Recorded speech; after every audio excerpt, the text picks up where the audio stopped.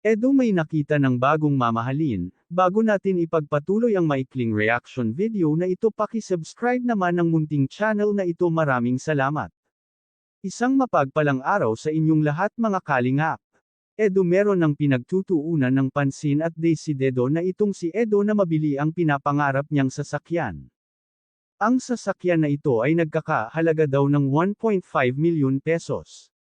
Sinabi pa nga ni Kalingap Rab kay Edo napakaganda ng napili niya. Kaso hindi pa sapat ang budget niya para mabili iyon at nagsuggest pa nga na napakamahal daw pag kinuha iyon ng hulugan, dapat daw pag-ipunan na lang muna ni Edo. Sinabi naman ni Edo na mga 7 months pa daw niya babalikan ang kotse na pula. Talagang desidedo si Edo na mabili yun. Kung tutuusin naman talaga kaya na ni Edo na mabili yung kotse, wala naman kasi itong bisyo at masyado itong matipid. Araw-araw nga itong busy at minsan daw ay hindi na siya makakain ng maayos dahil sa marami siyang pinupuntahan para mag-scout.